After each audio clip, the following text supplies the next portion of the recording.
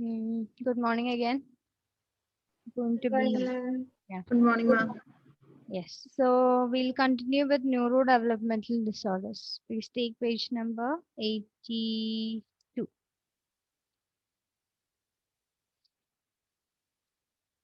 Shana, Grishma, and Amal, please switch on your videos.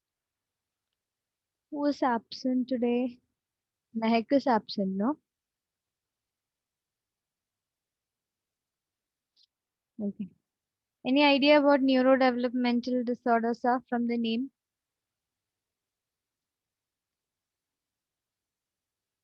Hmm?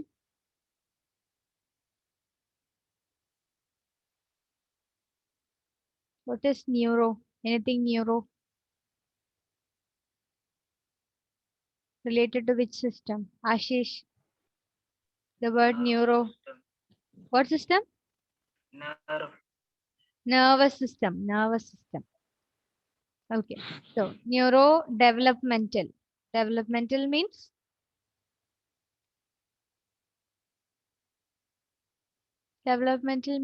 we learned a whole chapter on it. Human development. What was it about?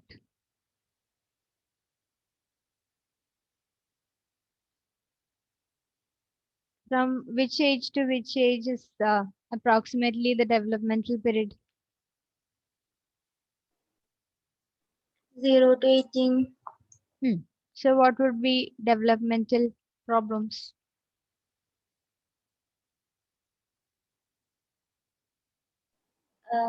Fixation in the developmental period. At least it's in No. some sort of problem. Yeah, some sort of problems in the developmental periods.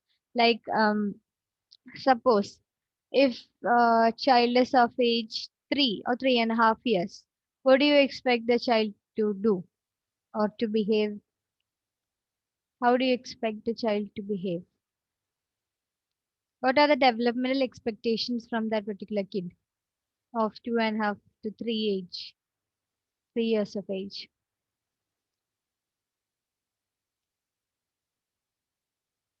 Tell me the features.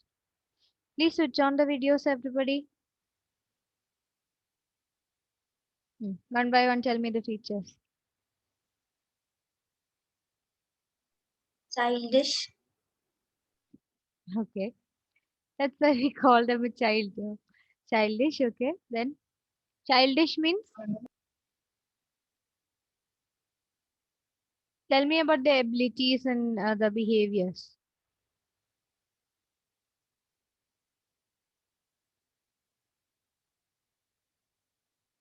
Able to able to walk, eat by herself, Hmm. learn to do new things, Yes. Then talk a bit, yes. they They'll talk start a to bit, talk. They'll start to talk. Then Less cognitive abilities. what abilities? Le- Cognitive. less cognitive abilities. Okay. Than the adults, isn't it? Means cognitive abilities or thinking abilities are not as developed as the adults. Yes. Then anything else? Okay, let it be. So at each developmental period, we have certain expectations like this, isn't it? We expect some sort of behavior from an adolescent. We expect some sort of behavior from an adult. We expect some sort of behavior from a toddler or an infant. We expect a different behavior, or we expect different set of abilities and skills. We expect them to show different types of skills and abilities than the other developmental periods. Yes. So for each period, there is a particular characteristic. I hope you agree to that. Because we have learned in the chapter human development that each period has its own characteristics. Each developmental period has its own characteristics. So neurodevelopmental disorders, we can consider it as disorders that affect the nervous system. Because the improper development of the nervous system, these children or these individuals are having problems, different sets of problems. Depending on the type of disorder, the symptoms differs. For example, learning problems, learning disabilities might occur, then memory problems might occur, then emotional problems might occur. So and so. Depends on the set of disorders or set of categories that we are dealing with.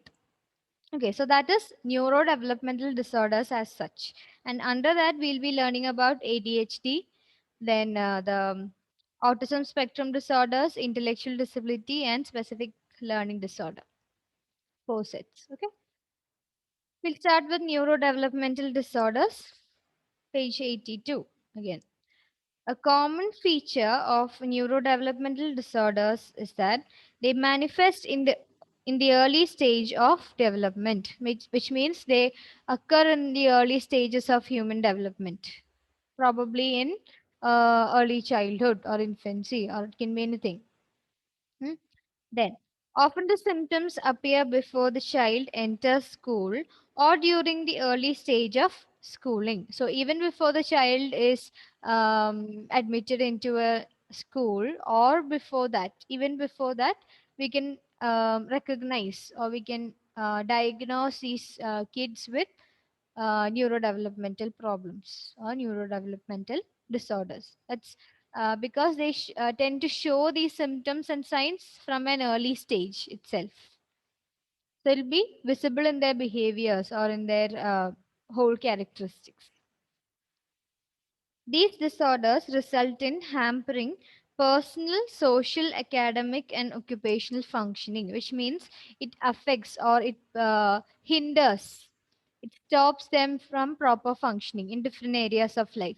For example, it can be personal life, it can be social life, it can be academics, like related to the educational field, or it can be the workplace, can be the occupational field also. So because of these neurodevelopmental problems, they have problems in all these four fields of life or functions of life. It can be personal, it can be social, it can be academic, or it can be occupational.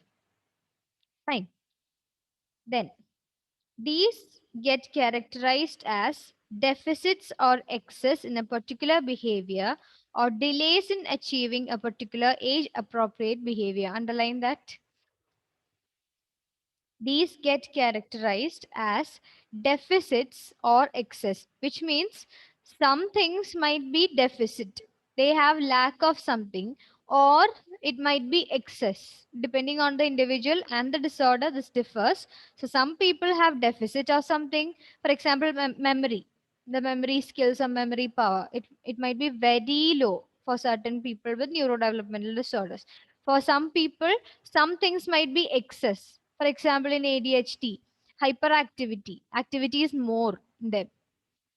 The motor movements and the actions that they do, or the behaviors that they engage in, the activities that they engage in, that's very much more as compared to the normal ones. Okay, so depending on the people and the disorder, there might be deficit of something, or it might be excess of something. That is one problem in neurodevelopmental disorders. Another problem is delays in achieving a particular age appropriate behavior. Just now we said about the 2.5 or 3 years old kid. We expect, or there is an age appropriate behavior for that child. The child has to start walking, the child has to start talking, then around 3.5 or to 4 years of age, we take admission for them in school, isn't it? That's the starting age of schooling. So when we admit them in the school, we expect them to behave in a certain way. So if they don't behave in that particular way, in that age appropriate ways, or if there is a delay in such behaviors, that is delay in speaking, delay in walking, all those behaviors are delayed, then that is also one symptom of neurodevelopmental disorders. So there are two main problems. One is deficits or excess of a certain behavior or characteristic. Then delays in age appropriate behaviors. That is the essence of or the main characteristic of neurodevelopmental disorders. Did you get that? Okay. So neurodevelopmental disorders mainly it is the lack of development or lack of proper development in the nervous system, and the people suffering from this disorder might, or this set of disorders might show problems in learning, memory. It can be in terms of emotions and all. Then the major problems affect their different areas of life, like social, personal, occupational, or academic. Then the last thing we learned was there might be delay in age appropriate behaviors, plus there might be deficit or excess in certain behaviors. Okay, so introduction clear? Yes. We will now discuss several disorders like attention deficit hyperactivity disorder, underline ADHD. Don't forget the full form, attention deficit hyperactivity disorder. Then autism spectrum disorder. Autism spectrum means, what do you mean by spectrum? We already discussed that before. What do you mean by spectrum? Please switch on your videos, everybody. Yeah, what do you mean by spectrum? Different shades or different types. Which means there is a collection involved in that spectrum. If we are telling autism spectrum disorders, then there is a collection of disorders in that category, not only the main autism features. Okay. Have you seen the movie Hey Jude? Hey Jude. What disorder is he suffering from? The main character. It is a Autism. form of autism. Find out and come for the next class. What disorder is he suffering from? Homework. It's been a long time since I have given homework now. Do the small work and come. Find out and come. Okay. Which disorder is that character played by Niven Pauli suffering from? It is a neurodevelopmental problem. Okay, autism spectrum disorder, then intellectual disability. Intellectual disability is the third one. And after that, specific learning disorder. Specific learning disorder. These disorders, if not attended, can lead to more serious and chronic disorders as the child moves into adulthood. So if this is early diagnosed, if it is diagnosed in an early stage, then it's manageable. It's we can train the child right from the small stage itself, from the early stage itself, and then when the child becomes an adult, it'll be much easier for the person to deal with the situations, or to deal with the manage the disorder. Actually, it will be much easier than the people who diagnose it at a very late stage. The more early we diagnose, the more early we recognize that this is a particular disorder, the more easier to treat, or more easier to manage. Fine.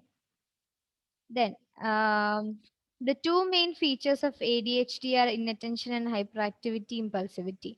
So we'll see a video and come back about ADHD.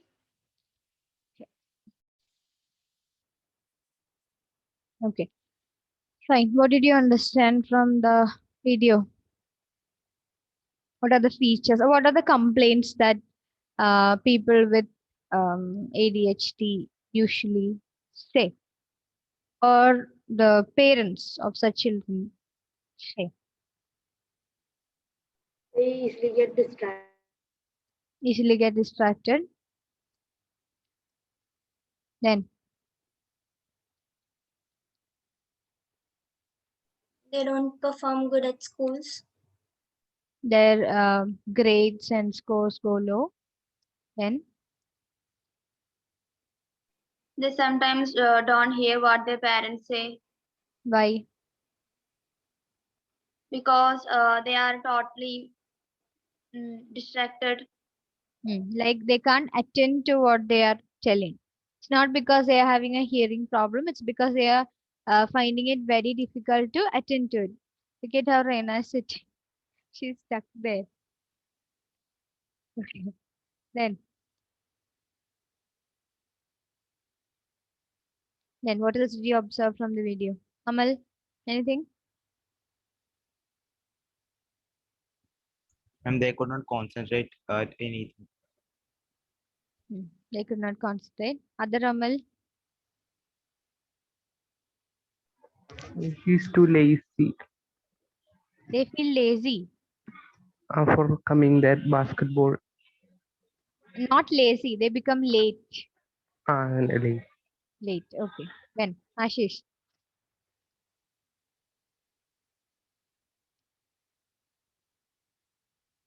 Hmm.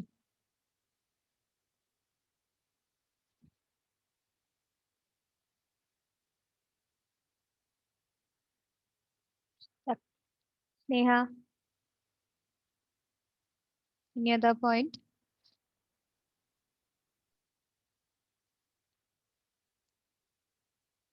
Thinking. Meghna, And he was distracted and he started walking in the middle of the class. they start running or roaming around in the class. Then, Sana and Grishma.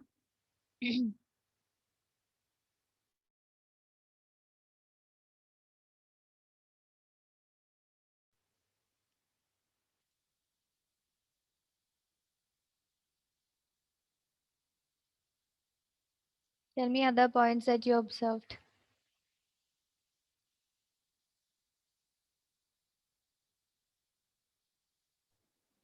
Some of them felt hopeless and they're useless. They They can't thought perform they good in were, any field.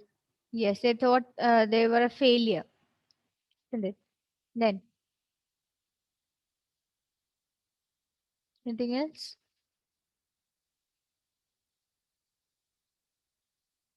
That's all. Okay, let's see. Let's see the symptoms now.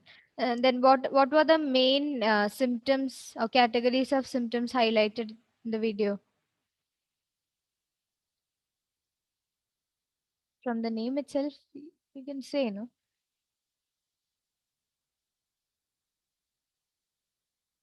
Inattention, Hyperactivity. hyperactivity, and impulsivity also. Hyperactivity and impulsivity, they come together. Okay.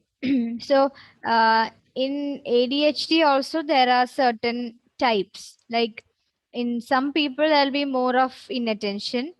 Yeah, they're not interested in learning, Ashish tells us. All right. So for some people, inattention will be more. For some people, hyperactivity and impulsivity will be more. For some people, it will be combined. Okay. Depends on the um, people. Now, the two main features of ADHD are inattention and hyperactivity impulsivity. That underline that. Children who are inattentive find it difficult to sustain mental effort during work or play. Difficult to sustain mental effort during work or play, which means they cannot sustain their attention. So, which type of attention is most affected?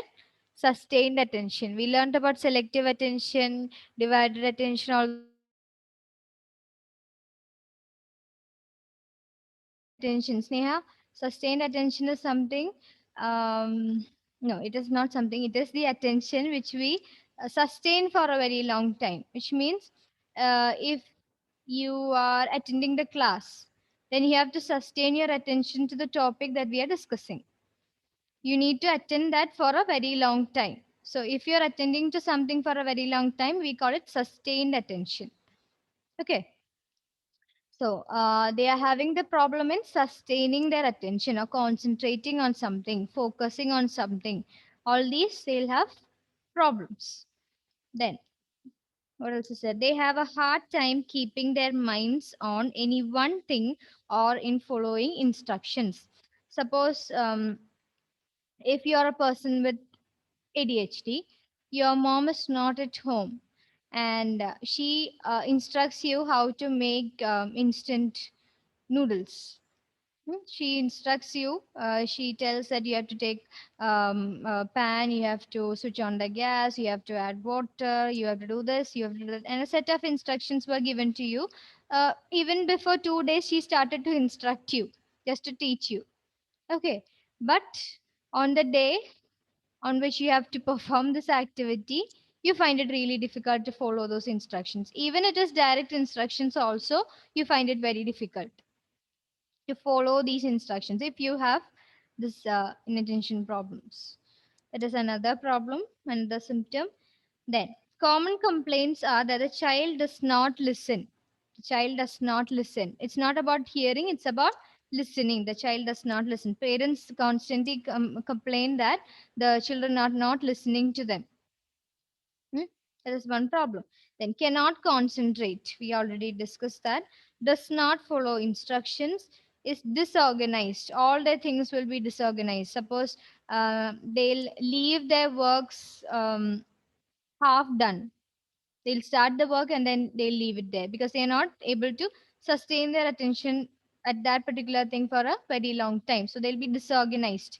Disorderliness is shown in their behaviors. Then easily distracted, that we already discussed. Then forgetful, they easily forget things because they are not giving proper attention to a particular thing, so obviously they are forgetting it, isn't it? When we learned about the memory system, how is it working? If it has to get in the sensory memory itself, we have to attend to it, isn't it? If we attend to it, if we give attention to it, then it will get into our the three memory systems, and finally it will go to the long term memory if we rehearse it. But if you are not attending properly, then obviously it will not even enter a memory system. So obviously you will what? You'll Forget it. forget it. Okay, so forgetfulness is there. Then does not finish assignments. They cannot follow the time management techniques. They cannot do their work or set their time for a particular. Even if they set, they cannot follow that time frame. Okay, so they are always late for submitting their assignments, or they forget to submit their assignment, or they might not even think about that assignment because they didn't listen to the teacher about that instruction to submit the assignment. Listen. Yes.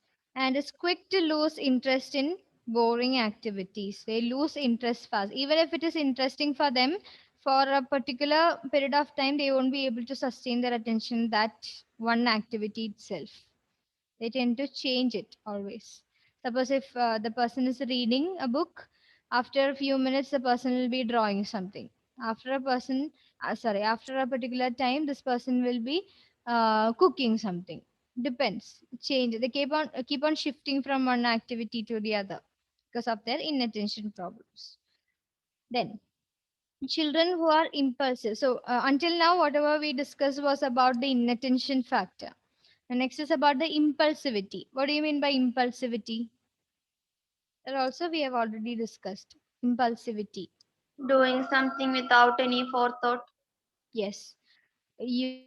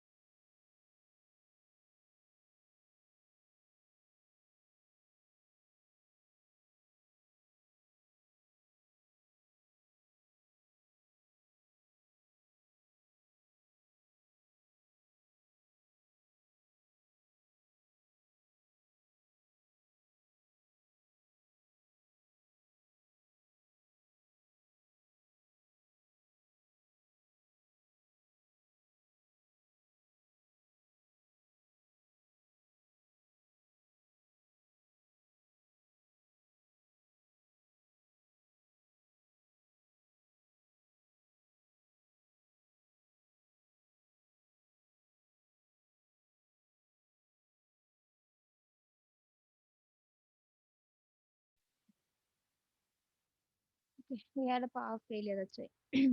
Okay, impulsivity. So what happens in impulsivity is they don't think twice for their action. They don't even think once properly.